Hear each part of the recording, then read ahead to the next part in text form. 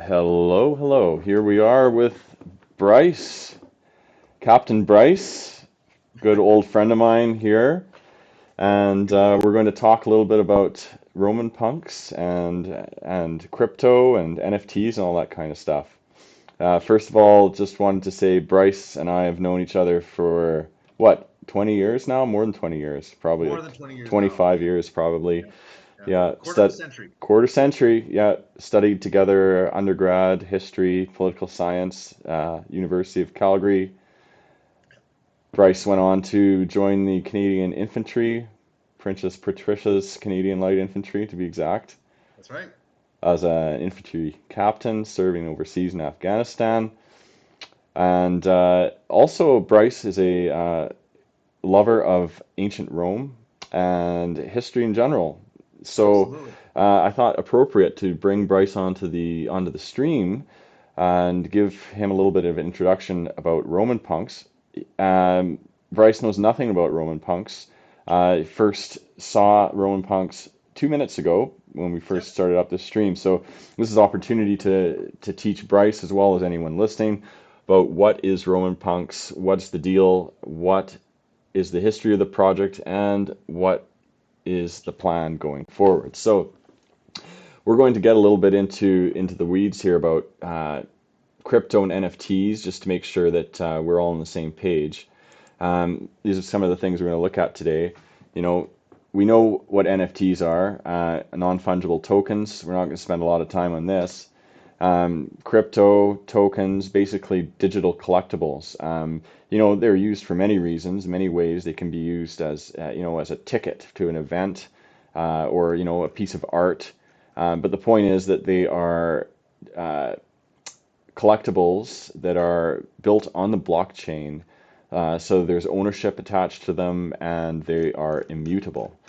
Non-fungible tokens took off about early 2021, when Beeple, the artist, sold a painting for $69 million in the form of a non-fungible token. So that, 69 million? yeah, yeah, it was madness. Yeah, yeah.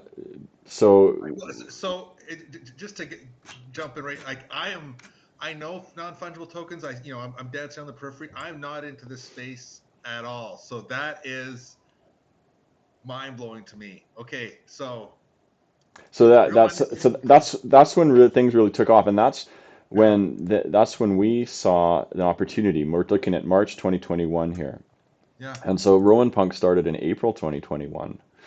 So we saw that, we're like, okay, well, we can make money here doing this. And so with NFTs, they're built on the blockchain. There's different blockchains. We'll go through some of that, but the main blockchain is Ethereum, Yeah. which was Yeah. developed by Vitalik Buterin, a Russian who is Canadian, studied in Canada at Waterloo University. So yeah, so Ethereum is the main blockchain, and there's many others, but Ethereum is the big one, the main one that is used for NFTs as well as the original one. Okay. So on the Ethereum blockchain, what was one of the first NFTs ever are known as the CryptoPunks. They were started in 2017, and they're basically just these algorithmically generated characters in pixel art. And so Okay. what they do is they have all these pieces, like the beard, the cigarette, the headband. All these things are individual pieces, and then Okay. there's a base head, and then they use these algorithms to throw all these pieces together and create all these characters. So they're all randomly generated, and so And each one would be unique. each one's unique. Yeah. Okay. So you get different combinations of characters. Some are more rare than others, like the aliens are the most rare, zombies are rare, apes are rarer as well. So these were created in, I think, 2017, 2018, and no one really basically heard about them for a long time. And then once this NFT thing started to boom in early 2021, then all of a Hmm. sudden the CryptoPunks became holy grails of digital assets. So you can see Really? here on the CryptoPunks page, there are 10,000 CryptoPunks, Yep. and the current lowest price available today is 63.69 Ether, which is 77,000 US dollar at today's value. Crypto is down right now, right? Yeah. Yeah. Ethereum Yeah. is around Okay. $1,000. So they're not producing any more of these tokens. Like it's a set number, and Set now number. because that's set, there's a rarity. There's a Because of that Correct. rarity, that's how they're able to pump up. Oh, Yeah, there's scarcity to them. So you can the see these are scarcity. the Yeah, these are the all-time sales. So this CryptoPunk sold for 23.7 million, 8,000 Ethereum just in February this year. So, this is the highest echelon of non-fungible token, crypto, and crypto sales. So, um, this is what we're looking at. Recently, this is everything that's happening with the CryptoPunks. So for so I understand. So when you're buying it, you take it, and then this is like a repository of your your value. It's a hold of your value that then you can exchange afterwards. And there's, because of the rarity and because of people coming online, you're anticipating increase in value, and it's a storage place of whatever capital assets and whatever denomination, whether Bitcoin or into actual dollars or euro. Right, exactly. Okay. It's just like holding a Picasso painting, but you don't have to worry about any storage, It's well, I mean, you do have to worry about storage. You have to worry about your crypto storage. Um, But you don't have to worry about someone throwing a can of tomato soup on it. that's correct. Okay. Although I'm sure that digitally someone will figure out a way to do it. Um, there has been a lot of opposition to crypto over, in the past, more so because it uses a lot of energy. Um, Yes, I have heard that. With the crypto mines going on. Yeah, the you have. mining, right, and that's the proof of work mechanism where they have to mine to confirm all these transactions on chain.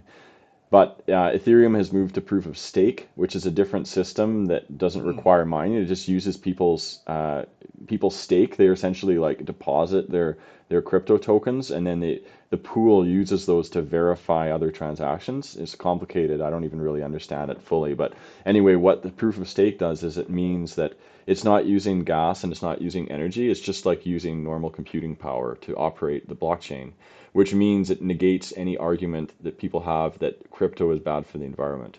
Um, Now, mm. Bitcoin still uses the old system, and it probably will continue to.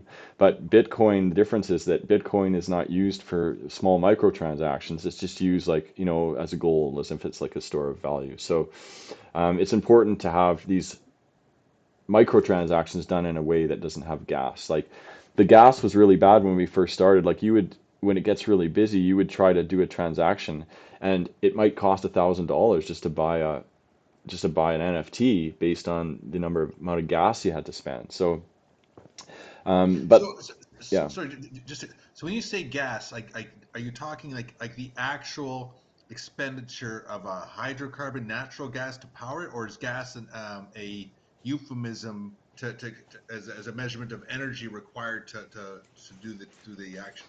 it's a euphemism, but it is also related to the energy. Like Oh, okay. they use the term gas, euphemistically, but it literally does mean energy. So, Okay, yeah. so if you're like in Ontario or Quebec where you have hydropower, that's coming from there. But if you're in an area where you're more coal powered, or you're Well, no, because the miners are based all around the world. So you right, could be using oh, like see, so you don't know where the you don't energy's coming know, from. right? It could be Right, China coal mining, right? tracking. Coal burning. So anyway, let's get moving on Sure. here. Yeah, yeah. Sorry, I'm But getting no, ahead of that myself. I think that was a good overview of where we are with NFTs and crypto.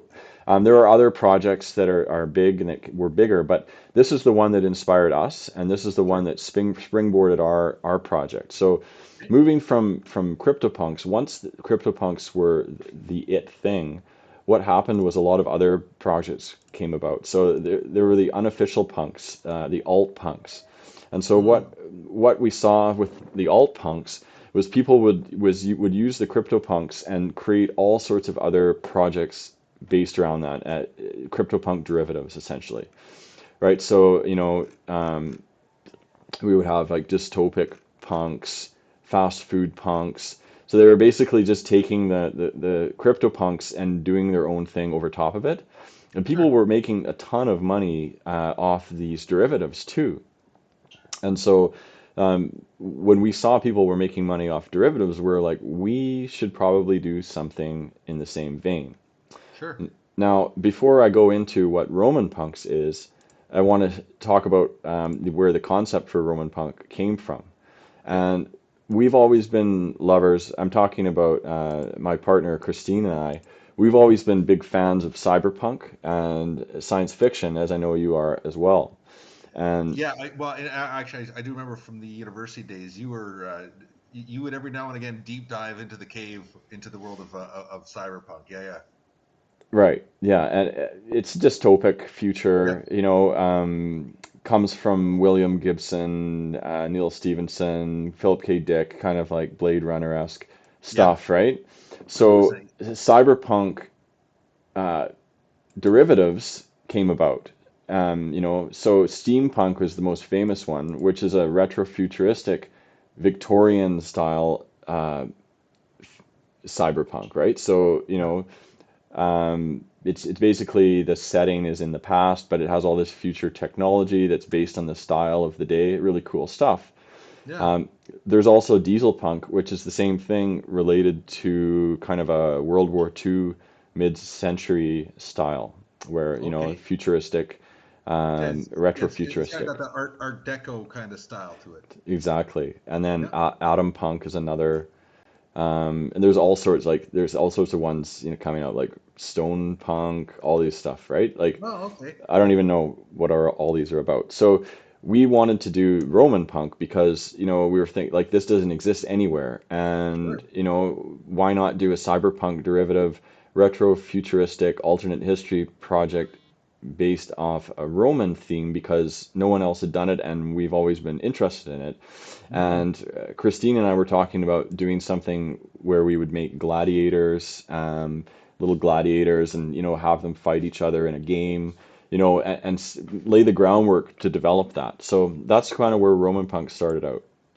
well, I gotta say, I'm quite excited to see how where you guys went with this because the iconography, so much of the styles that you have, it's so ubiquitous within the Roman element. So there's a lot of places that you can pull off, like all the symbolism. Like 100%. it's a rich source material you can pull off of to inject this idea. So Oh pretty no, of excited to see course. it. Well, I mean, not only the Roman kings to the Roman Republic to the Roman Empire to the Byzantines, but through all that, apart from that, everything that happened since and everything that happened before can also be included and is Mm, included because it's all alternate history and it's all fiction. So that's what's sure. fun about it. And we'll go Yeah. more into the detail about the lore. Okay. Now I Cool. want to show you, what happened when we launched the project. So OpenSea is the main website for trading NFTs. Okay. So on OpenSea, that's where the Ethereum arm of the project rests. And so when we first started, we started with Roman Punk number one, and we just started going through them one by one by one, and until we got 1,000. So we did 1,000 Roman Punks. That means there's 1,000 pictures that are drawn individually, and they all have names and characters to them. Some are famous, some are not famous and fictional. Mm-hmm. So we started out with number one and we posted about 10, and all of a sudden we got a notification that this was purchased. Someone offered two Oh, Ethereum. And so just all of a sudden overnight we made at the time of what Ether was worth like $8,000 US. Like all of a sudden, like this springboarded us. We're like, okay, we've got to finish this project now. We've got to build this into something because we can see the signals here. People are buying this. People are interested in this. sure. And to this day, like our sales on Ethereum is very modest compared to many other projects out there. We didn't hit the moon. We didn't receive the success that we would have liked to. Mm, But at that same time, there's a lot of questions coming about these projects that have banked a lot of money about whether they're legitimate, investigating as to whether they're, so we're safe being at 19 ether volume, not having to worry about being, under too much scrutiny. right. But anyway, so this is how we started off. We started creating the Roman punks one by one. It's different from the crypto punks because ours are not only Roman theme, but they're done individually one by one. We didn't use any algorithmically generated stuff. Like we wanted them each to be unique characters and not just a random collection of things put together. Sure. Yep. So that's what's different about them. There's all sorts of characters that go from plebeians and patricians and equestrians, gladiators, soldiers, centurions, slaves. Um, there's even zombies, aliens, apes, all sorts of different characters in this universe. So we'll. Where is my Scipio Africanus? Oh, he's there. Oh, good. He's there. Yeah, Scipio Africanus. He there's Hannibal. So Oh, there we go. Yeah. um, Boudica. We've got Boudica, yeah. we've got Scipio in here somewhere. Sure. There he is, complete with Oh, this bald head. yeah. Yeah. So I'm going to go to a little bit deep dive. So I always loved Scipio because you're getting him when he's old, but when he was young, what really annoyed him with the senators is he had this long hair. He was they call him their equivalent of a punk. hmm. Well, perfect. We got the legacy version of Scipio, but That's right. we might have to have a young iteration of him as well. Okay, so that's the OpenSea collection. Now, moving on, that's the Ethereum blockchain. I want to introduce you a little bit about what is the Wax blockchain. It's a different blockchain that's made specifically for gaming. And Yeah. when we first started, the gas prices in Ethereum were insane. Mm-hmm. So, we needed to offer something else where people could trade the NFTs without having to worry about paying for the transactions. And so Right. we looked at Wax, which is a blockchain that's built for gaming, and it's being used by a number of major brands, including Funko. So people can buy Funko uh, NFTs and then have a chance to get a redeemable one, for example. Okay. So the thing about Wax is that it's the NFTs come in these packs. So you're like ripping open a virtual pack and then collecting the NFTs in that pack. You might have a chance to get a rare one or whatever. Oh, Um, okay. yeah, so this is what Wax is. They're associated with a lot of major brands. Mm-hmm. Um, and so we have our side collection on Wax that we use to build more of a gaming sort of a utility ecosystem on there. So Mm-hmm. the RomanPunks collection on Wax is different than the RomanPunks collection on Ethereum because the characters have been had their stories built out more. Um, Oh, so okay. right, so you know if you look at the NFTs here, they're designed in a card. So there's a name, there's their title and where they're from, and then they all have a little tagline.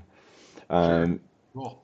and then the cards come in the back, and so this particular one was sold for $2,444, 3,000 wax at the time when wax was high. Yep. So this is the Roman punks on wax, and these are the cards. So there's 1,000. We're still working on them. There's a card that matches each character here on Ethereum. So with wax, we're able to do a lot of really fun stuff. Like I said earlier, we can make packs. So on wax, um, we've got packs. So you can open up a pack, and then um, there will be cards in it. So you'll have a chance to get a rare one or whatever. You'll see what you get. So Mm-hmm. let's just show you what it looks like. If we go into a pack and we claim one.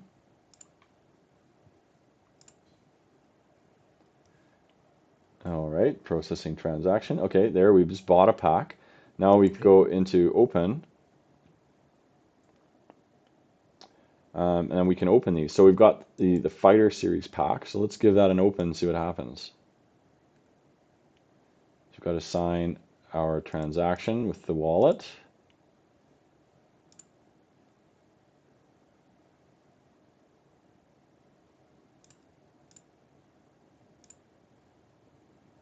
It's very dramatic.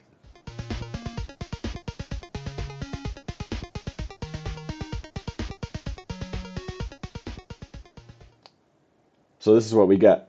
So we Oh, got so we got these three NFTs in our collection now from opening that pack. So it can okay. be really addictive for people to want to open all these packs to try to get, mythical ones like to pull like, Jupiter, King of the Mm, Gods, right? yeah, Um, so that's how that works. It's really fun to do that, and this sure, blockchain makes it really easy for anyone to go in and without any programming knowledge and to make that stuff. sure. The other thing I wanted to show are blends. And Okay. so once you have the NFTs in the packs, what you can do is you can blend them. So we go to the blender and we set these recipes. So if you have different rarity cards, you can mix them together with these coins and create something more rare. So let's see, open this blend. So the recipe is epic civilian and platinum coin, and the result is a legendary famous card. So Okay. we're going to see here, we've got, oh, we don't want to blend him because he is rare. Um, okay, let's see here. We got,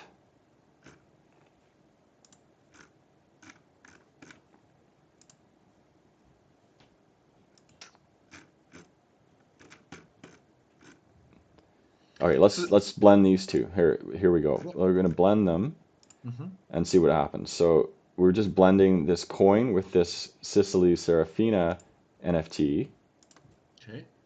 and we blend them, and it will create a new one. So we can go here, check our wallet, and then this is the new card we got. So you're burning two NFTs to create a new one. So that Oh, it cool. messes with the scarcity of it helps to improve the rarity and the scarcity of the cards, because if the ones that are in excess and people don't want, they'll just burn to try and blend them to create more rare ones to go up all the way to, the Caesars and the emperors. Seen. No, as intuitively, I like that because it's a lot like the traditional um, RPG games. You know, where you're where you're trying to up your various inventories. So that game like quality while you're actually adding um, making your own inventory little more fit for purpose for what you want. That's cool.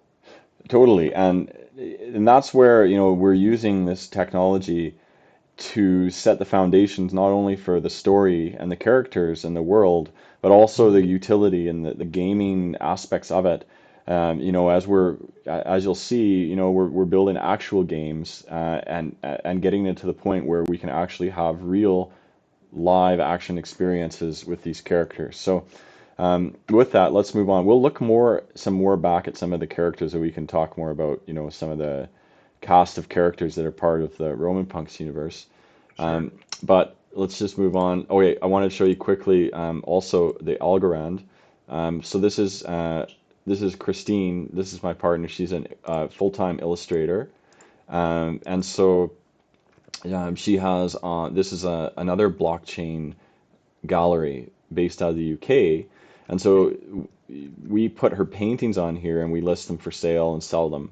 And so if Mm, someone buys the painting, they have the option to either have the physical painting or they can just have the NFT version of the painting. So what we've done is we've created, a Roman Punks collection in here. So there's actual watercolored painted Roman Punk versions that can be sold, as a unique piece. So for anyone who wants a painting version. So, there's many different layers to this that all kind of come together, and they're all connected to the characters themselves and the numbers. So this is Roman Punk 090, Nico Farnasis, Pontic Gladiator. So if we go, and we search here, Nico Farnasis, we can see that this character, is on the Wax blockchain. So, you it's a know, Pluto. right? So there's the painting version of it. So that's just one other layer that we have. Now I want to show you the most epic thing that we've been doing of all. Are you prepared? No, but do it. All right, the Sandbox. Okay. Uh, you probably have heard of the metaverse. Facebook has switched to Meta, and you probably heard what's going on with the metaverse. What do you know about the metaverse? Yeah. So again, because I'm like a iron and brass kind of guy, so I haven't tracked too much on it, but I am aware. So Facebook under Zuckerberg transferred from Facebook to Meta, and he's trying to construct a platform that's a virtual platform, an entire virtual world that can be populated by different users, business, where you can have an entire virtual world that's running parallel to the real world, and then the amount of virtual technology, whether it's the Oculus, you can engage and interact within that world. It's kind of about as far as I can get.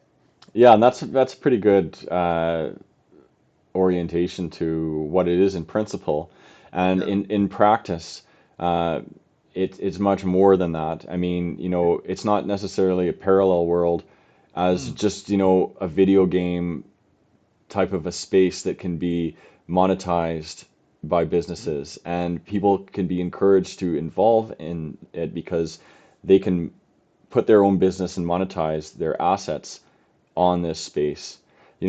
And of course, educators can use it for teaching. There's endless applications, right? It's just a layer, but because of blockchain and because of NFTs, it mm, allows for there to be ownership and value in it, rather than like the old-fashioned metaverses like Second Life and all these games where it was all centralized. There was a mm, server somewhere that controlled this, but with the new metaverses, they're all decentralized in terms of who owns the assets in it and mm. who owns the land on it. So this is one of the biggest, if not actually, I think it is the biggest, is the Sandbox.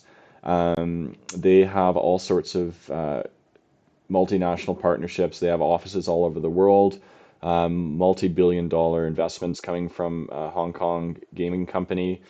Is that with the They're B? huge. Come again? Did you say with a B? Billions? Billions. Oh yeah, big time. Big Billions. time. Big time billions. Like, oh, Forbes just opened their experience on here, right? So essentially how this works is it's done using voxels. Voxels are like pixels, but they're 3D. So you're building your land, your assets using these 3D blocks. It's just kind of like Minecraft, but it's in their ecosystem. And so the sandbox, you have your assets and your characters that you put onto a plot of land. I thought Uh, Playboy was dead. Not anymore. Huh. Yeah, apparently it's How was that even remotely possible in today's day and age? I don't want to go down that rabbit hole, but well, my goodness, that's there's a lot of dead brands that have come back. For the Atari is on here, the well, no, Smurfs, Atari is cool. And that goes back to Care your whole point Bears, with like like yeah, like the whole idea of like Blade Runner. Even Atari was there. I love Atari. yeah, no, for Okay, sure. anyway, cool. Anyway, there's all sorts of activity happening on here. Sure. We're stoked to be a part of it. I mean, there's all kinds of stuff that you can do on the sandbox. You can do So staking, so you can do, that do I need to have like the metaverse Oculus in order to experience this no, no, this no, world, no, no, or I no. can go with my traditional computer? Yes, you can go with your traditional computer. Yeah. So what the sandbox does is they release new games. They will do alpha contests. Right now, they're still in their alpha development. So, Okay. and then by playing and participating in their game drops, you can earn sand token, right? So this is all sand that I have earned, but just from playing. So, we're looking at like total about 500 plus $700, like over $1,000. At one time, it was up to $8,000 just based on the fluctuating price of the sand token's value. Sure. But just by depositing um, the sand into this staking earning mechanism, I get earnings. So here I'm getting So, 75% annual percentage rate on this. just to back up, I'll need you to go back to this, but so the amount of sand you've earned is growing. So as you're playing, as you're interacting with, they're giving you these sand tokens. The Right. the value is how the tokens are relating back to the currency you're operating in. So whether that's Canadian dollars or US dollars or euro. Right. And So it's the same as it's just like Ethereum and Bitcoin. It's another right. crypto, but because it's sand, it's based on the success of the sandbox ecosystem. So it's like you're investing in sand means you're investing in the company, right? Like you're buying the sand token and earning the sand token means you have faith that this is going to be a big thing. Right. Right. So you can use the sand tokens to buy stuff within that sand space, Correct. or and then when you want so that number on the translating out, that only matters when you're wanting to pull money out or put money in. Right. Correct. Okay. Yeah. Okay. Yeah, and you can use the sand to buy land or assets.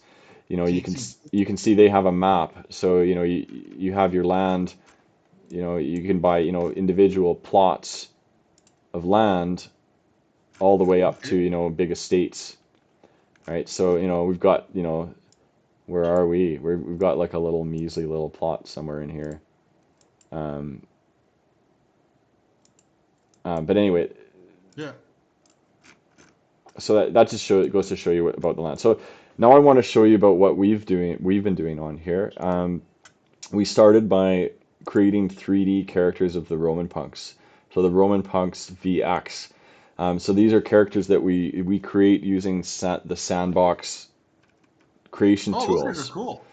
So it's like you saw that Roman Punk number 001. Well, here's the Sandbox version of him. So it's Oh like it's a yeah. 3D character that can be used in the game, and Yeah. they have their own app, so you can put the blocks together and create it yourself. So this we launched the VX collection just as a way to we're working on a proposal to get money from the Sandbox to develop the games there. But Sure. we put these up here, as a way to show like what we know what we're doing and we have a plan and everything like that. So we created all these assets and then we started working on an experience. So let me show you now what the experience looks like. Okay. Um, this is the Roman Punk Cyber Coliseum. Oh, So this that's is cool. this is the app where you a second here, make sure this works. So this is the app where you create your experience in. So this is the game maker. So Okay. you've got a plot of land here. This is a one plot of land, 1 by 1 square, and you can Yeah. put anything you want on it. And Okay. so we've created this Coliseum space.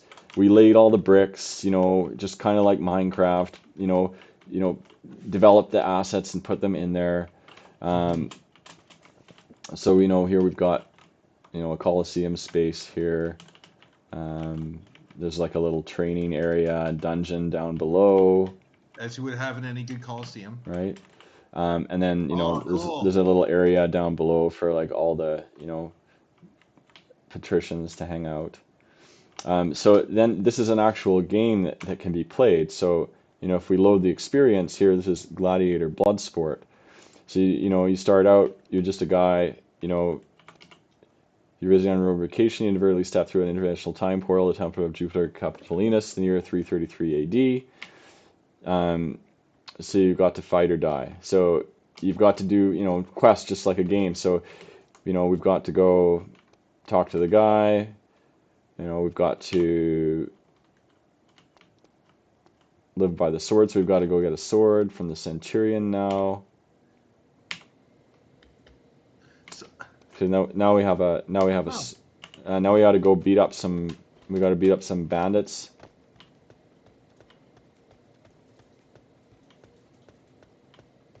my kids would love this. Yeah, and the fun part about it is that I'm, anybody like, can it's really easy for anyone to just jump in and start creating their own yeah, games in this space. you're limited by your vision. That's about it, eh? Yeah. Hmm. Yeah, Cool. once you learn the basics about how this works, it's just like Minecraft. Like if kids can learn how to build stuff on Minecraft, they can learn how to build stuff here, and then they Yeah. can monetize it and put it on a plot of land and be earning crypto from it. So this game maker has all this logic already pre-built into it. So Hmm. you can say like, okay, you can create quests and then give them assignments, and then they can say, okay, go pick up this item and then come report back. So, so Ian, when you're making this, are you limited by? Is there? is there a limited resource for your imagination? So, like for instance, do you have to like okay, build the foundations, but there might be a limited thing that you need to spend sand on in order to get something that you really want within the space to create?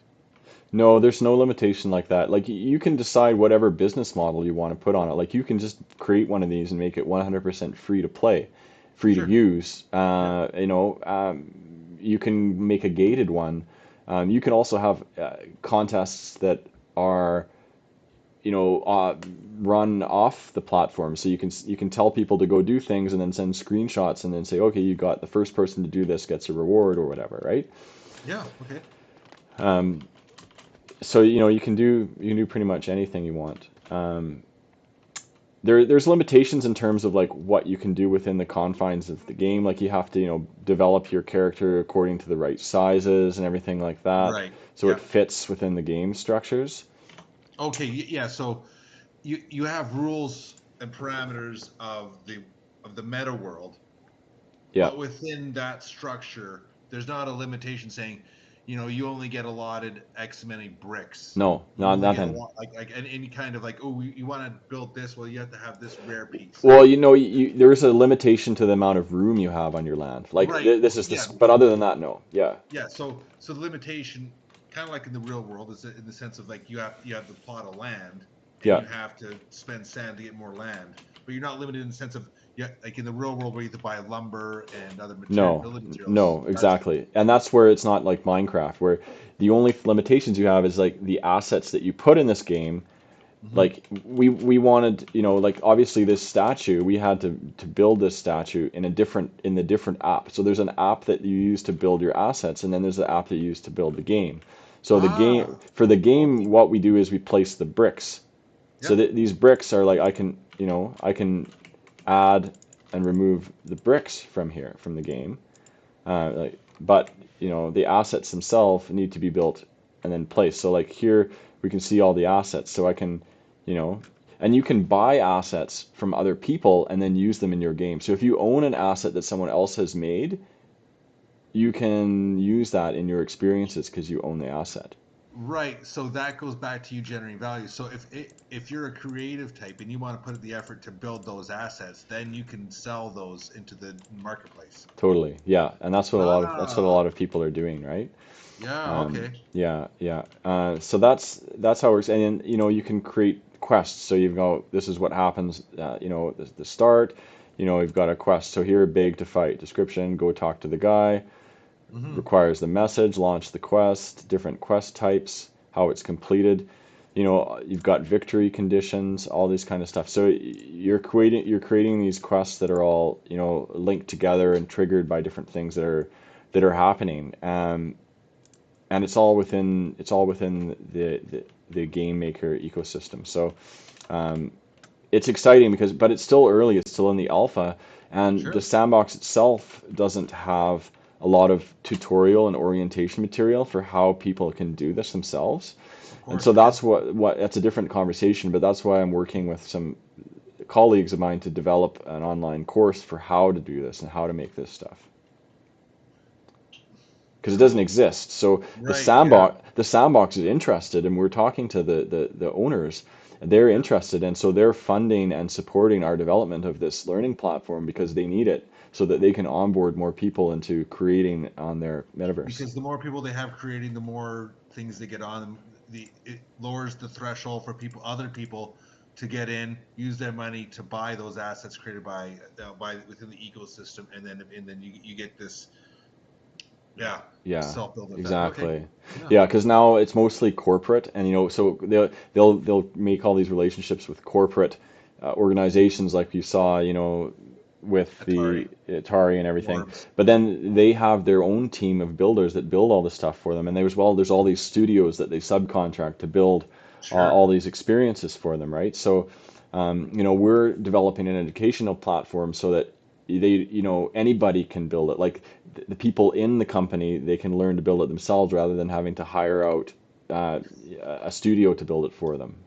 Well, I mean, I think the part that kind of gets me excited about what the Sandbox is attempting to do is they're trying to get back to the democratization of the internet, where you're trying to lower the barriers for entry, so that way you're giving space for natural creativity rather than um, having these, you know, the barrier. Oh well, I don't work for EA, I don't work for, you know, Meta, so therefore I'm going to sit here and I'm just going to sit on my hands. Totally. Yeah, Yeah. exactly. And it's an opportunity for any individual, kids even, to get in here because the kids, like, they love sinking their teeth into something and spending hours on doing something and amazing what they can do. So they can get in and create all these experiences themselves, and when Mm. learn, find a career or create a business in the field. And then there's the play to earn aspect. Like here, Forbes sponsored 50,000 sand, so you can go play this experience, or the Playboy one or whatever, and then you can earn not 100,000, but that's the total amount of prize money there is. But you'll Mm. earn, like, maybe like 100 sand for completing their experience, right? You See. know, so there's value there.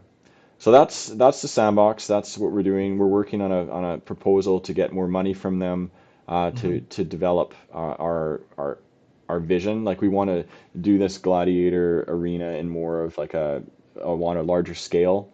Sure. Like the one that I showed you is more just like a prototype to say like, hey, look, this is what we're doing. This is where, what we're Yeah, it's able to do, right? a proof of concept. Totally. So Yeah. Yeah, I yeah. get it. So let's move on. Just wanted to touch quickly on the community aspect of the RomanPunks project. Because Web3 NFTs is all about decentralization and community. A big factor of it is community. Like someone buys an NFT from RomanPunks, they are now, essentially an investor. They want to see that NFT increase in value. Sure. So often, sometimes people will just buy them and then just hold them and not say anything. But a lot of times, people will buy them. And they want to participate in the community, be part of the Roman Punks experience. And so that's where Discord comes. I'm not sure if you heard of the Discord app, but it was invented a few years ago for gamers, and it's been Okay. taken over by crypto projects. So anyone with an NFT project has a Discord, which is a server. It's like an old-fashioned chat style server where you have different channels of things Okay. going on. So this is where we, keep the whole community informed. We have announcements here about, the different drops that are happening and things that are going on. The new Roman punks that we create, they are all coming up here. And then we have different community forums, like, we just have chat that's going on.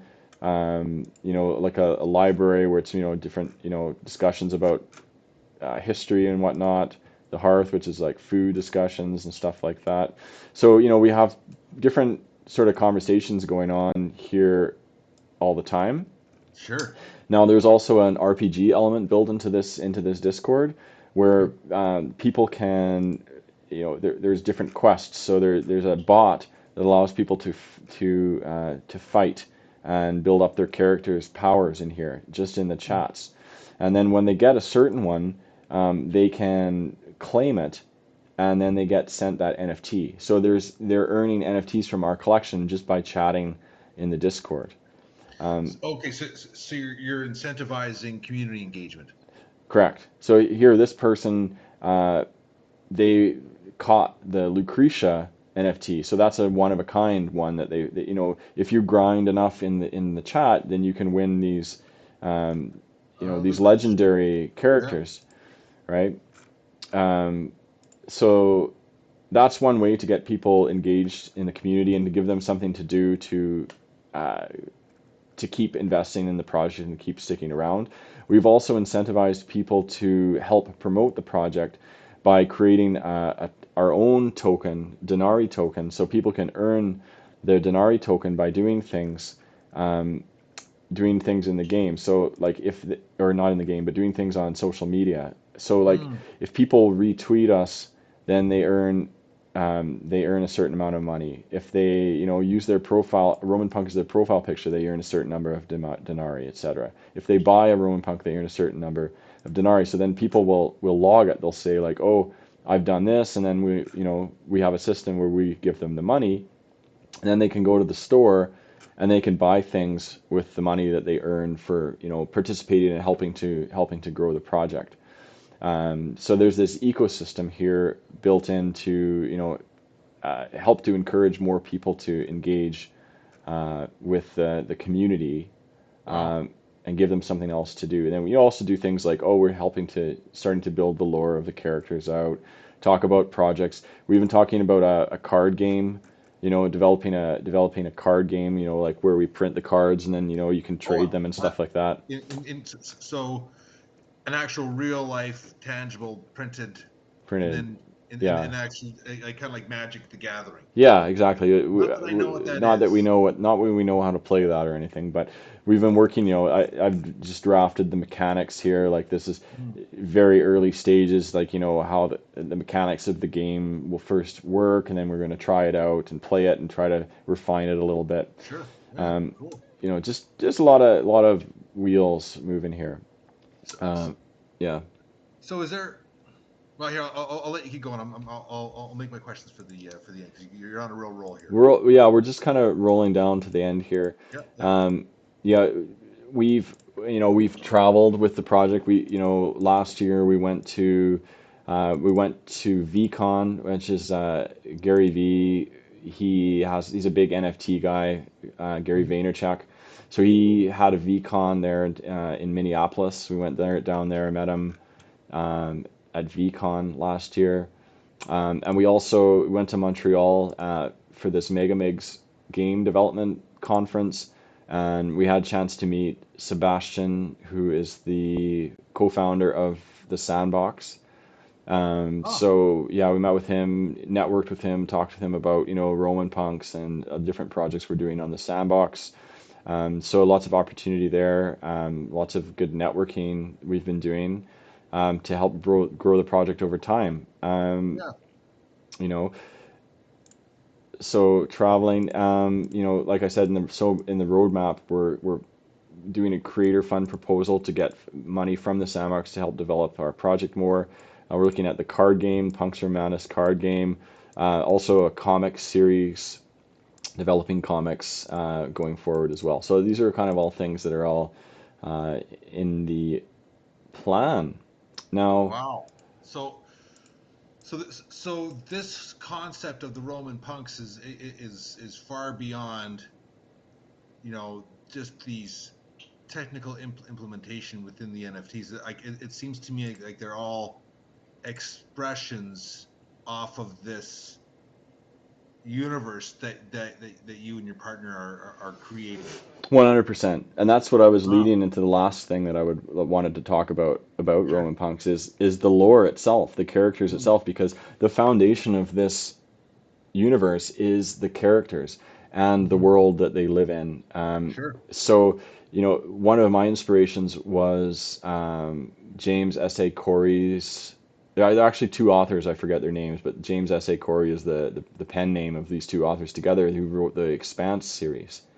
Right. It's a Yep. space opera series, great books, great Yep. series. Also, I haven't watched the series, I'm still finishing the books. But I was watching some interviews with them, and they were talking about how one of them is the writer and the other one is the world builder. And so the world building has been happening for 10 years before the first book was even written.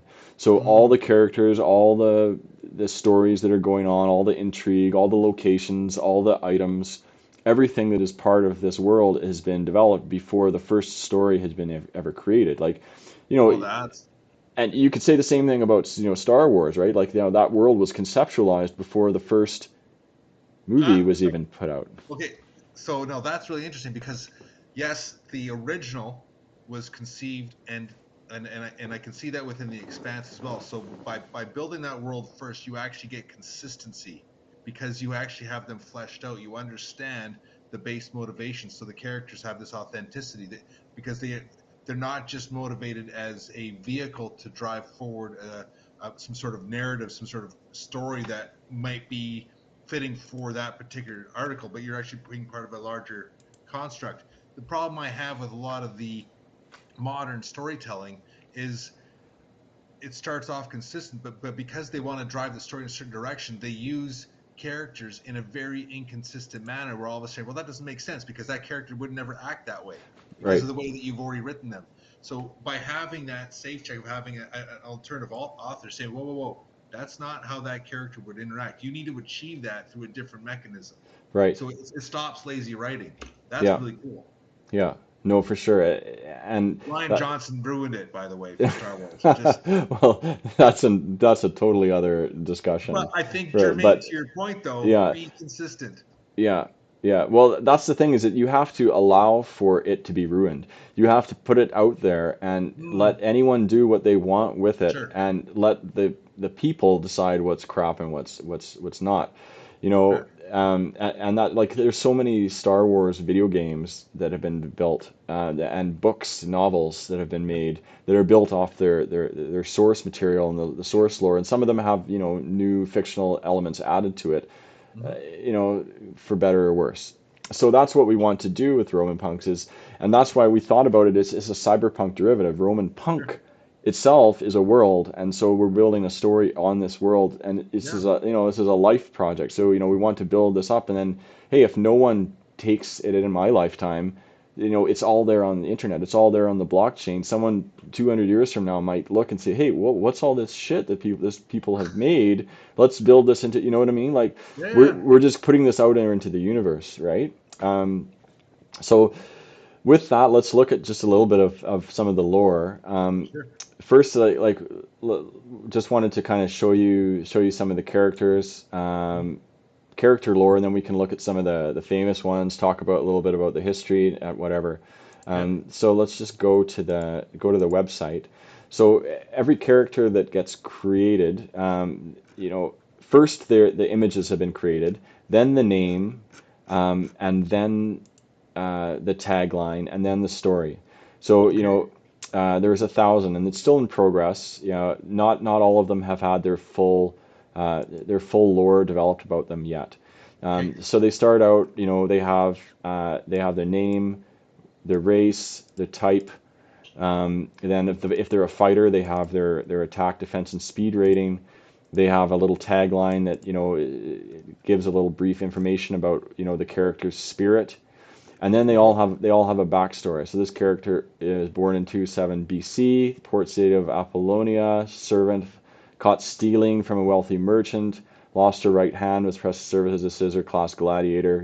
She's there. That's her Hmm. weapon, right? So this is a fairly insignificant character in the grand scheme of things. But then there are others that are more significant. We've been working on a Vandal storyline, incorporating a lot of the Vandals Oh, into it, sure. right? And that, like, Yep. how things fell. And I found really interesting how Vandals had a taken over Africa at the time and had the kingdom in Africa. So we've been Hmm. kind of working on a little bit of a storyline about that. Sure. So we've got this character, Tina Thrasimund, was the illegitimate daughter of Godjazel and a servant woman, and then half sister to King Genseric. She led Vandal troops raising cities across Spain, Africa, and Italy, culminating in the Great Sack of Rome in 455, which was the third sack of Rome. Right. So all of this has been built and steeped into the history. Like, my inspiration, like Harry Turtledove, and these authors that use alternate history, like they try to focus on as many real events as possible, and then Sure. fictionalize it, right? So Yep.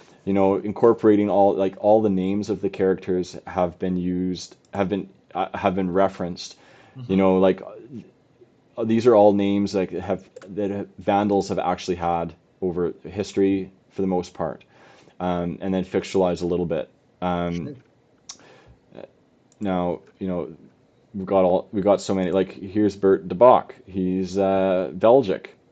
So he was born in 240 AD in Dua Corturum, loyal to the breakaway Gallic Empire, which lost to Emperor Aurelian at the Battle of Chalon in 274. Refusing to capitulate, he was sent to battle in the gladiator pits of Rome.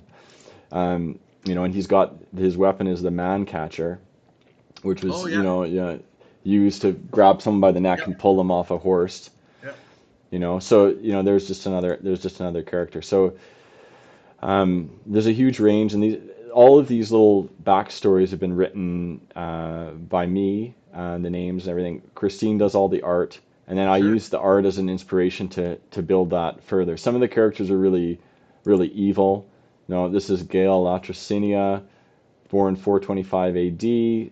in Cartagena. Gail's mother experienced immaculate conception by the angel Lucifer.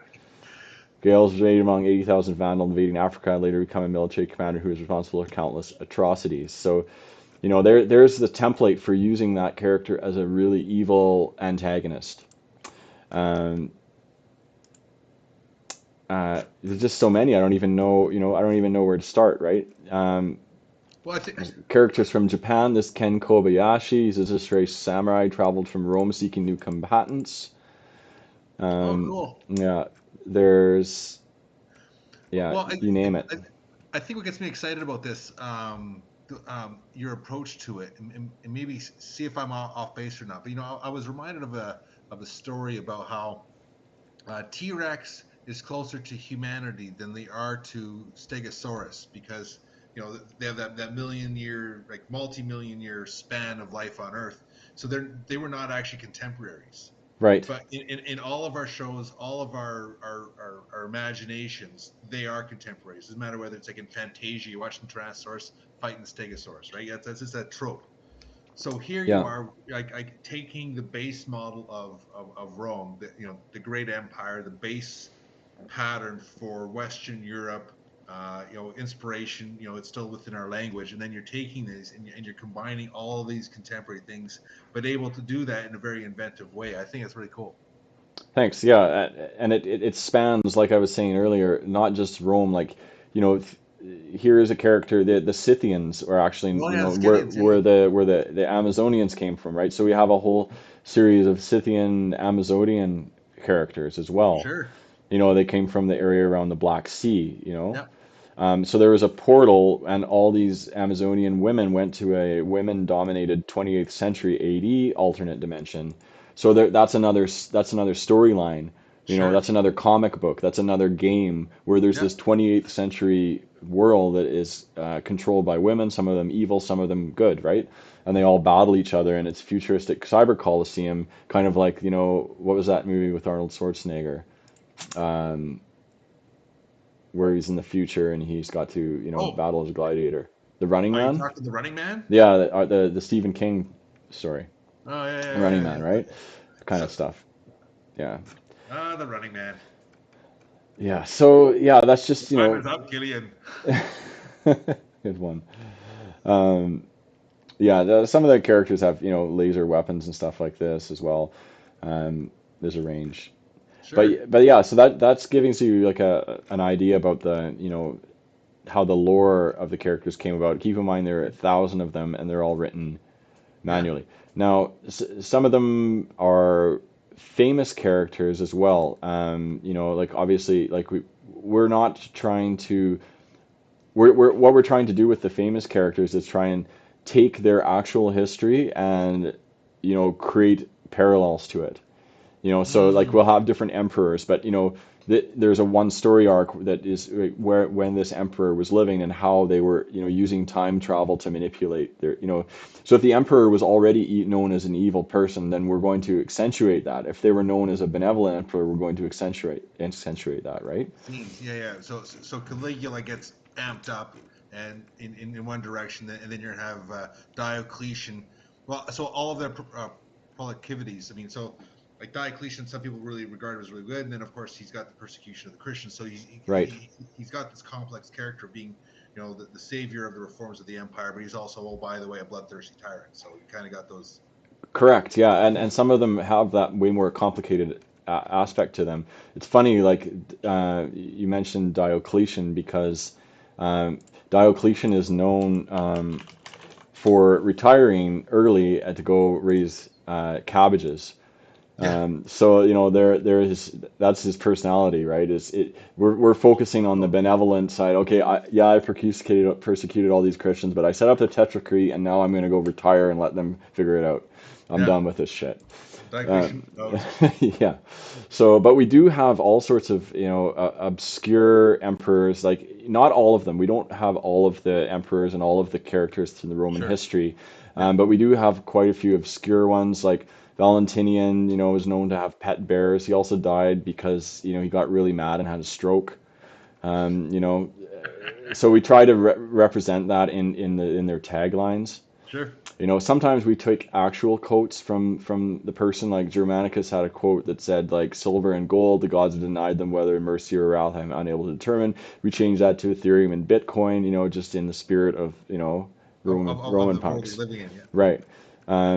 Chloris, who is Constantine's dad. Yeah. We've got, Probus here. That's an actual quote from Probus. Constantius II, he's an actual quote from him. Yeah, he was pretty dastardly. Karas got struck by lightning.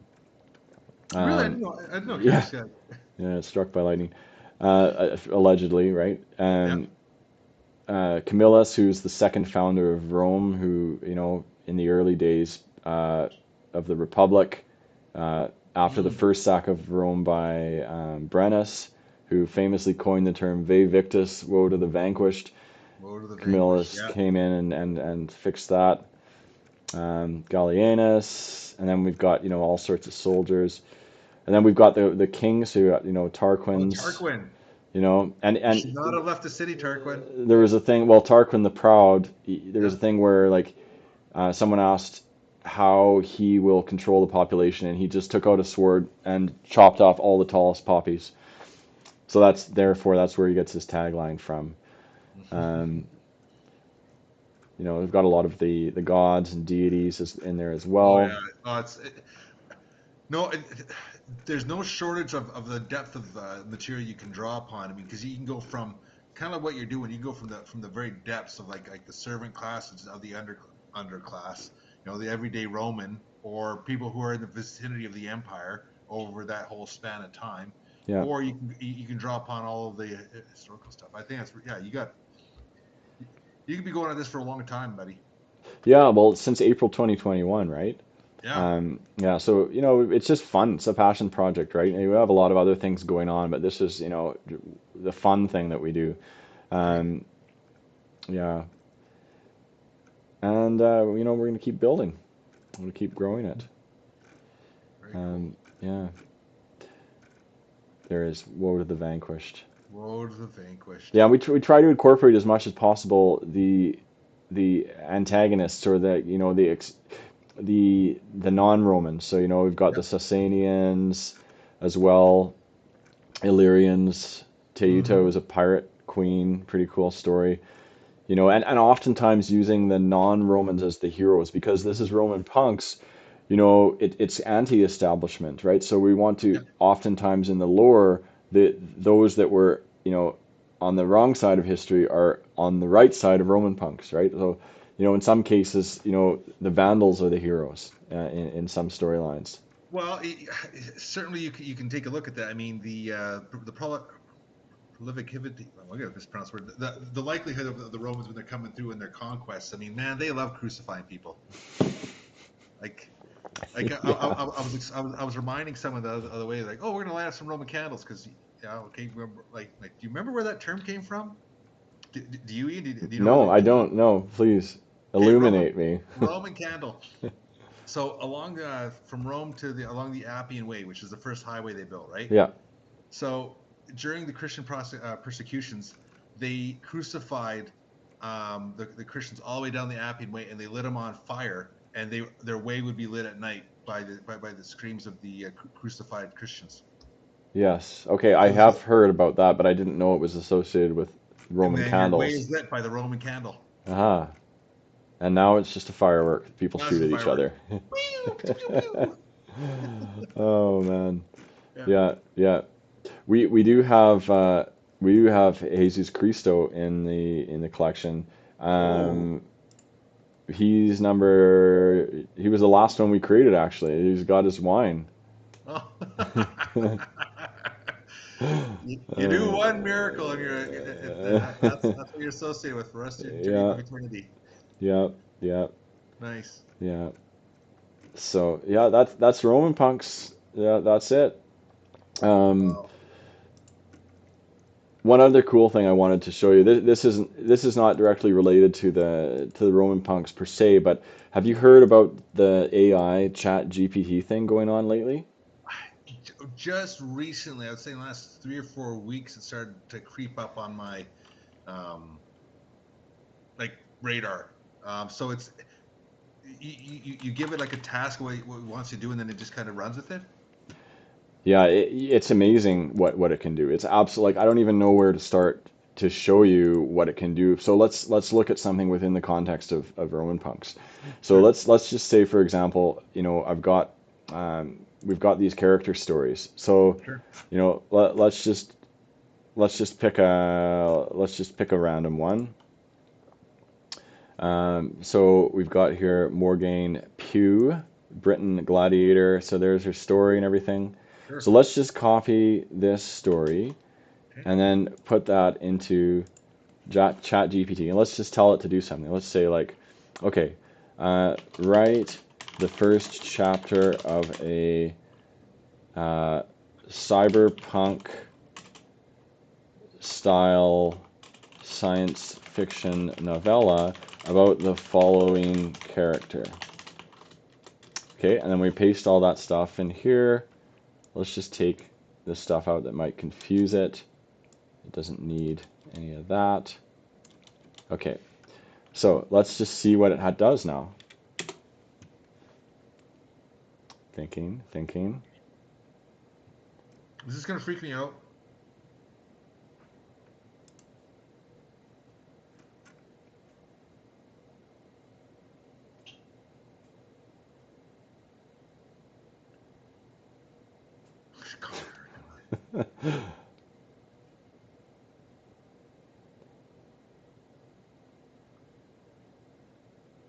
You gotta be kidding me.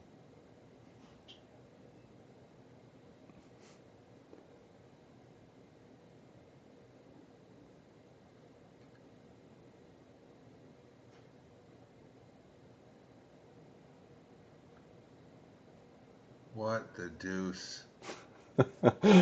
This is bow down to our alien overlords, Bryce. It's Come here. on. No, why did you show me this? There, it just wrote the first chapter of a book.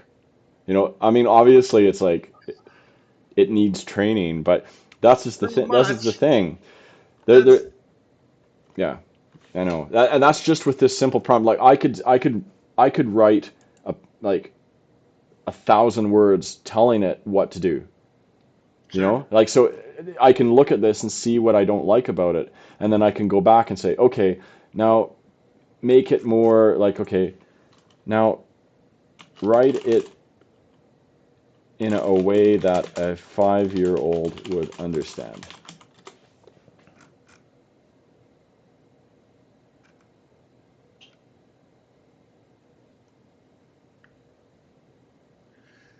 So is Chat GPT? It's text only. Yes, it's text only.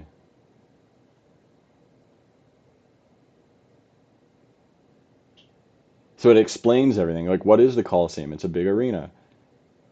It writes it in 5-year-old, like, simple English.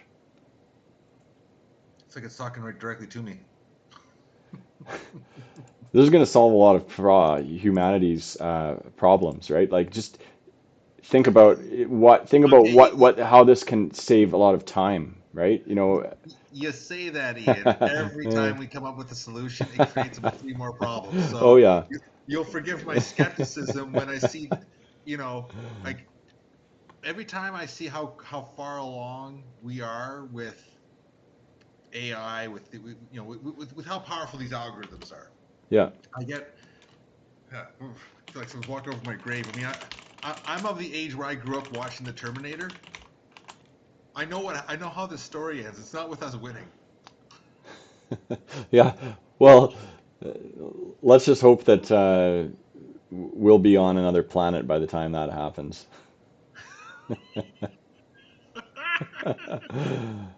Oh, Oh, I so have I so haven't even got into the AI art yet. I so mean, yeah, I'm going to pass on that, but yeah, yeah. so okay, so these algorithms come. So you have this kind of this core universe piece, and you have this core hand art piece, and you have this.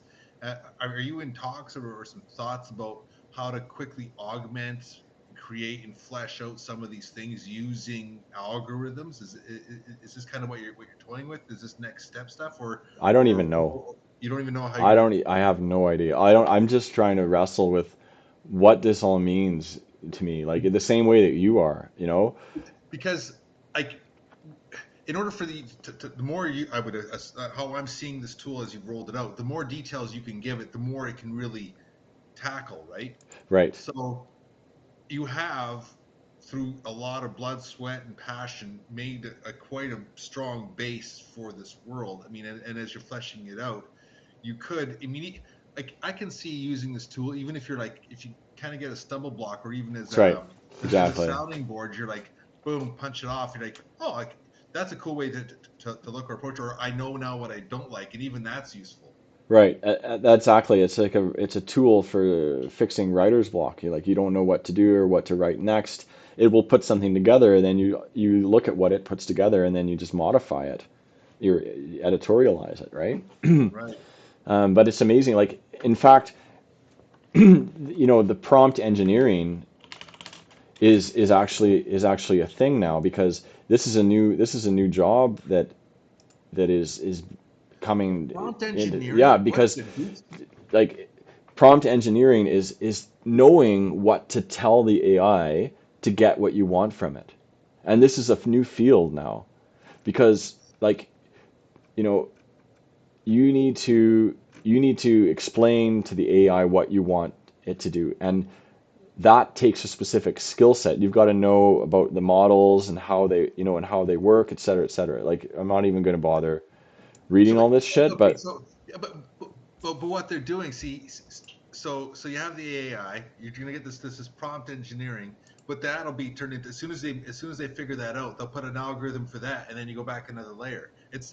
It's like first when they were starting to program with C++, and then hmm, they put Java on top of that, hmm, and then hmm, then I don't know Python. It's been a long time since I've done any coding, but yeah. all of a sudden you're that far removed because you don't need to know all the that's Oh, of course, of course. Well, I mean, ah that makes it, for common usage, you don't need to know crazy, what man. goes on behind the scenes, you know. Yeah, Well, anyway, like that's a whole other completely different podcast. Like we could just talk about wow. this AI and the implications of it. But it Well, now it's just very new. Like it's only in the last month that this became a thing. Like Chat GPT, the app had over 1 million downloads in 5 days, the more downloads than any other app in history. And there's all sorts of, you can do anything here. You can ask it whatever you want. And it really is fascinating, but also scary well, for many it's reasons. well. So here, I look at it this way: the more powerful the tool. C.S. Lewis said it this way, and I always love this worldview. The more powerful your capabilities are for good, so too it's diametrically possibly is used for evil. So I mean, just like gunpowder, guns, and then use that for also for evil and for good. You can use that gasoline, internal combustion engines, metallurgy, farming techniques for gene modification. Then all of a sudden, we're into CRISPR, and now you have nuclear power. Oh, look, I can make a bomb. Like everything, whatever we can do for positive. And I'm looking at this and kind of where you went. Oh, look how powerful tool. My immediate sense of dread.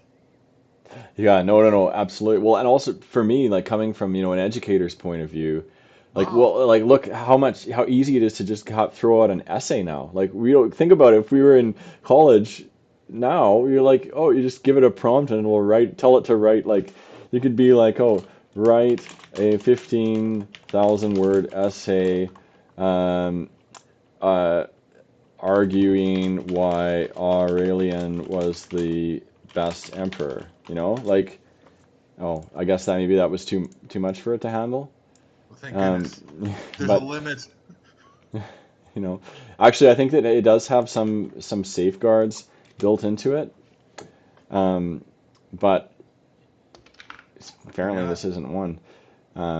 It might take a while to come up with an answer to that, but you know, oh, there we go. And then then we can say like, oh, include references in the text. Well, yeah, it has to finish its 15,000 word essay first. like it's not writing like it's writing at a high school level.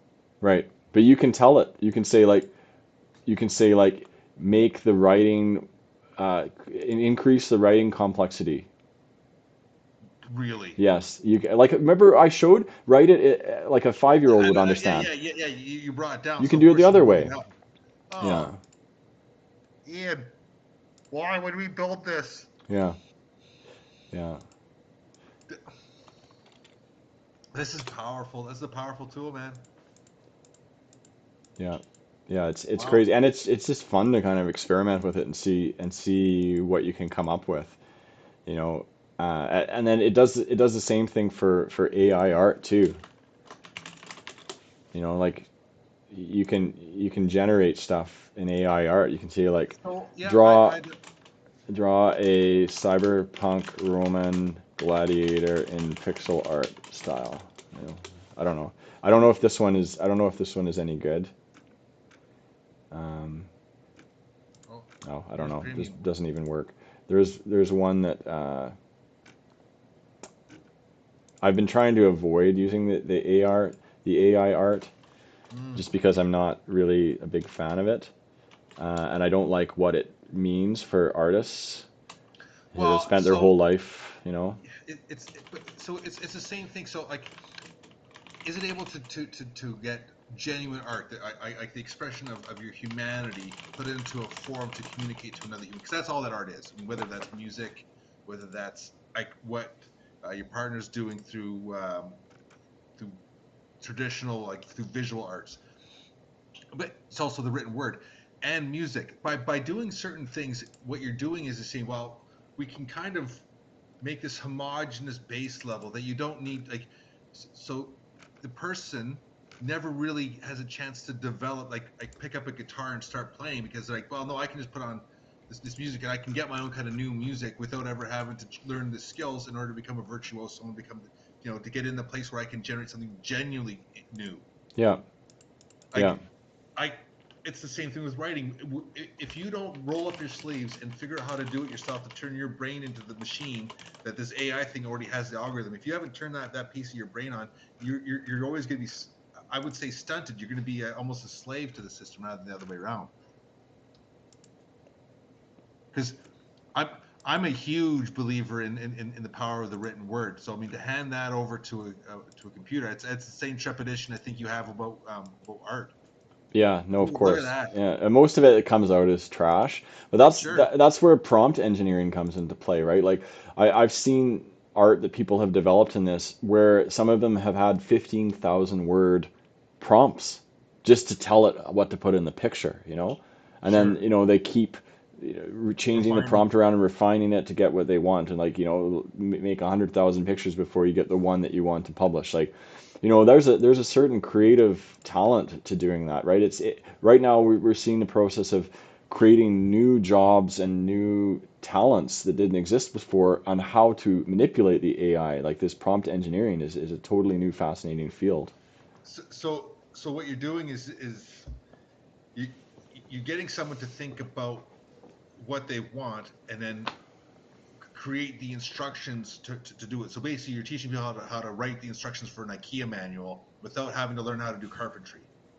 Say, Oh well, yeah, no, I of don't know, I course. don't know how to make furniture, but I know what I want to see, so I'm going to write out the instructions for what I want to see, and then have this machine. Because, Yeah, and here's the thing: now that we have 3D printers, you can get, like, you're going to right. be able to get, like, that piece where you're augmenting the capacity for a person. I think that's to what you were talking about, to the benefit of what you, on the positive, what you could do is you're Yeah. not going to be constrained by having to get 3 or 4 or 5 years of mastery over each specific task. You have to master how to instruct and take abstract thoughts and turn them into instructions, Hmm. and then you can make anything Yeah. Yeah.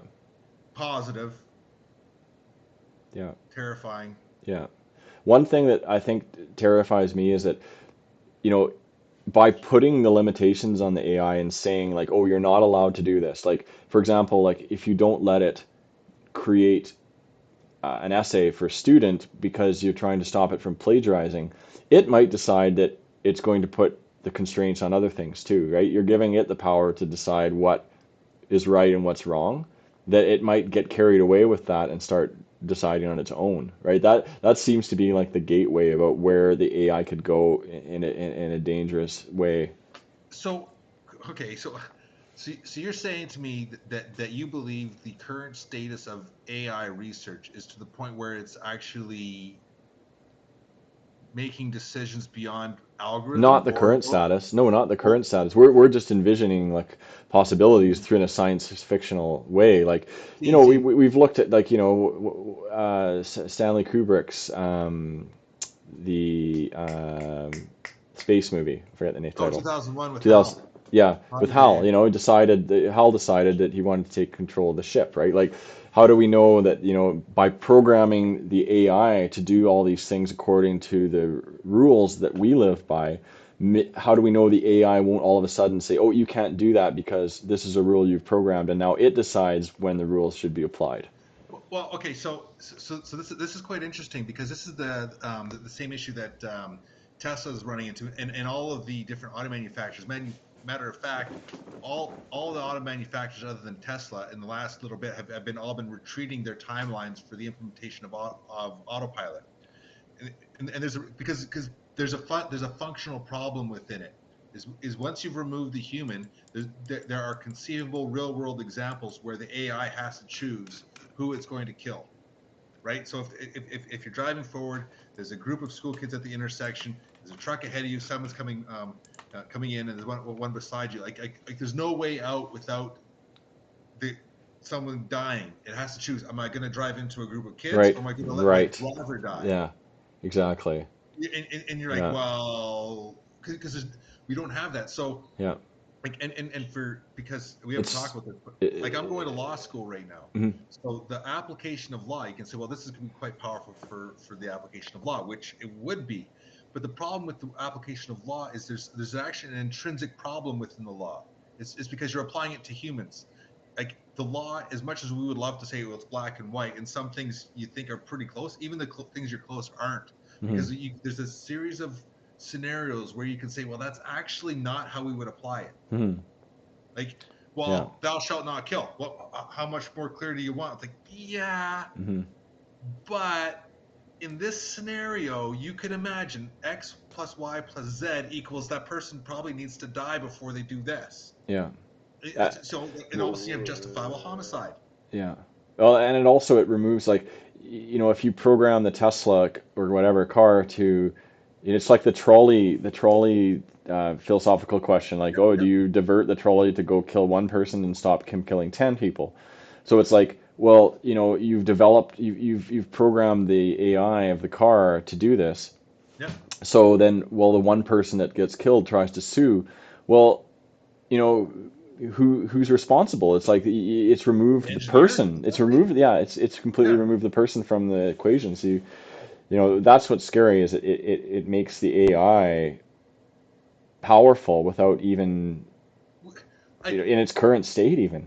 there's even there's even I know we're going down a huge rabbit hole, but there's even debates about our current status about empowerment of corporations as legal entities seen as people. Hmm.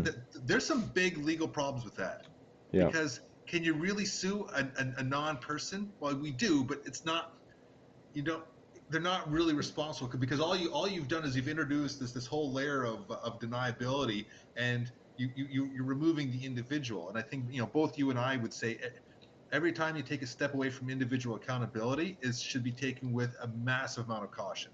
Hmm. Yeah. Word. Huh. Yeah. Well, Well, thanks. yeah. I mean, some interesting debates going on in law Sure. school Well, these days, for sure, with all of this happening right around oh, us. Curious to see, when the AI questions start coming up oh, in your they already yeah, are. We yeah, honestly in the hallways of the school there, yeah, we were going back and forth all the time about the stuff because, and it's just like we were talking about. There's no easy answer, and because the positives and to the and the versus the negatives, and then there's almost a sense of resigned inevitability. mm, This is mm-hmm, going to mm-hmm, happen, so get on board yeah, and figure it out. You're going so. But kind of going back to the Jermaine, we can park all that. We can talk about it another day. I Yeah. do want to say this is really cool though, man. Really, really neat. I think this is it's got a lot of depth. I mean, if anyone is remotely interested into that alternative history, and then I think the cleverness, because you got so much back catalog. Is there any other developer, whether it's in the meta, whether it's on there, like when you did your research of talking about like these Roman projects within this space? There's been a little bit of collaboration, and we've outsourced some of the development of the Sandbox content and the voxels and the Colosseum.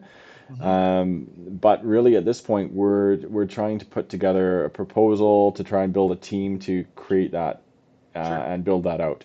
You know, because everything that we're doing with the story development, we want that to be grounded first. We want to have that foundation that we Sure. can, you know, then we can clearly say to other people, like, this is our vision for the story and the characters. Yep. Without having that in place first, it kind of will get wishy-washy. So we want to have that in place before we try to branch out and build it into something more. And so that's where we want to build the 1,000 characters and get all that Yep. done before we're, Tracking. you know, And you're not seeing any other competition versus what you're kind of developing. Like you're alone in this particular space of of course. alternative history of Rome. Well, I mean, yeah, especially, you know, in the Web3 space, and that with Sure. using NFTs as a way to, you know, add value to the project. Yep.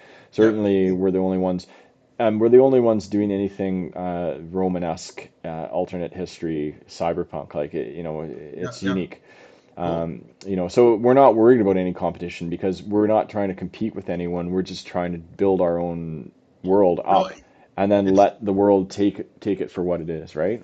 seen. No, the reason I was only asking is because it's really cool when you can create on a blank canvas and without having to have some comparison. Like you don't have a Coke to your Pepsi. You don't have, Right. uh, you know, any near comparison. You're just completely alone in this particular space where you can kind of grow organically wherever the creativity takes you. Yeah, no, very much so. And I mean, we incorporate like, you know, different kind of social pop culture elements with, Oh, you know, the characters, right? Like yeah, this is from from the movie Clueless, right? yeah, You yeah, know, inspiration there. So, you know, there's all sorts of inspiration, but it's done in a way where it's still unique. It's not, you know, copywritten. It's done yeah. in a way where it's all like something new. It's inspired by something else. Um, yeah. No, that's something else really cool. So I mean, you can really um, bring come into the modern pop culture like near history, and then bring that back into this world to to have these little touchstones throughout something that's maybe for some people quite unfamiliar. Hmm. Hmm. Well, and I Cool. think for most people, a lot of this is unfamiliar. Like that's why the alternate history element is so important to us. Like trying Mhm. to look at actual people that lived and actual events that happened and actual battles that Mhm. transpired, and use that as the baseline to build this lore and fictional lore around, so that Mhm. it's a way that people can learn more about the history, not learning the history through the Roman punks because it's fictional, but looking at the history and saying, oh, I want to learn more about the real life of that character because I found the fictional version of it so interesting. Yeah, well, Um, it's yeah. Anyone who starts, especially in the first time interaction with history, because they might not have had a good history teacher. They may see it's just a bunch of dates going back and not realizing just how you know deeply fascinating it can be. mhm. But you're acting as a wedge, and I always see that's kind of the value of alternate history is a way to act as a gateway for people who might otherwise be historically not sophisticated, or Mm. maybe ignorance always not the correct word, but being unaware, historically Unaware. unaware Yeah, of, exactly. I mean, of because what's going on. yeah, well, I mean, you know, we're not going to talk about the, you know, all the issues with the education system and, you know, the real teaching of history, but, you know, the fact of the matter is that history is a critical analysis. Like it's like uh, it's a series of stories and facts that have been written over time and then mixed in with archaeology and everything to try and get to the real answer about what really happened. Mm-hmm. And, you know, that's what history is. And it's a history. The study of history is essentially a debate. And so being able to look and see what happened to all these characters and trying to explain, it in a way that's fictional, it's just as valid to do that as it is to like try and put a real answer on what really happened to someone where there's no written record of them, right? Same. So, Yeah. Charlemagne didn't actually say this, but Sean Connery's Yeah. character in Indiana Jones: The Last Crusade did. Yeah. Yeah, Yeah. I love that. yeah. Well, so when you're like you're talking about history, this matches up with one of my. I often say this. When we talk about the Mark I human, that humanity has not changed from its base Hmm. since the start of this whole human race. Hmm.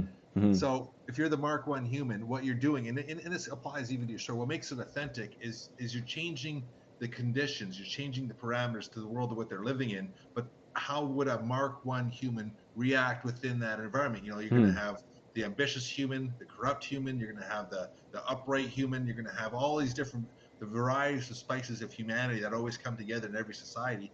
And it's the tools and the rules and how they're going to be forced to interact. But what makes it authentic is if they interact true to the human form, and I think that's really cool. Thanks. Yeah, and that's what gives so much a richness to people, that to anyone who looks and reads about history and philosophy from the ancients, is to, especially like anyone who's read the Stoics, Marcus No, Aurelius looks at that and yeah. like that's a manual for how to live your life in 2022 just as much as it is If in if you 22. can, if you can, well, I mean, if you're bereft of any other philosophy, you could do a lot worse than Stoicism because at Yeah. least you get mastery of yourself. Yeah. No, absolutely. Absolutely. Well, time is never wasted when you are wasted all the time. Ah, Bacchus. You know, if if you want to see like where a cult of wine will take you, look at the Look followers no of further. Bacchus, Yeah. and yeah, I mean when Yeah. they were going off in the woods drinking their wine, you're going, man, that Yeah, they knew how to party hard back in the days, man. hell In the yeah, Saturnalia festival, like, oh, oh yeah. yeah, Hey, they, yeah, you're gonna have some sort of festival for like Sol Invictus or something. yeah, Sol Invictus, right? Yeah, yeah. Yeah, Which was the early precursor yeah, when they're trying to come up with a philosophy that could compete with those crazy cultish Christians in the right, early century. right. Like, Well, no, it no, we came don't. from this. It came from the Syrians, right? It came from, It's Sol Invictus. That's right. Yeah, yeah, yeah, yeah. Of the rising sun, the victorious yeah, sun. That's right. yeah, yeah, yeah. Nice. Well, I think we're probably moving on to quite a few hours here. I think feel like we've been talking for like 3 hours. Man, that it is. Yeah, so we should probably wrap it up. Sure. But thanks, Bryce, for humoring me and allowing me to explain more about the Roman Punks project and vision, Yeah. and to immortalize it and post it up on YouTube. If you're watching this on YouTube, please subscribe and follow Roman Punks, and reach out to us on the Discord if you have any questions about the project and the vision for it. And it's been glad to have you, my old friend, and look forward to catching up with Yeah. you soon. Well, I look forward to see how far you can take this. This is something really really special. So, best of luck, and yeah, catch you on the flip side. Hail Caesar. Hail Caesar.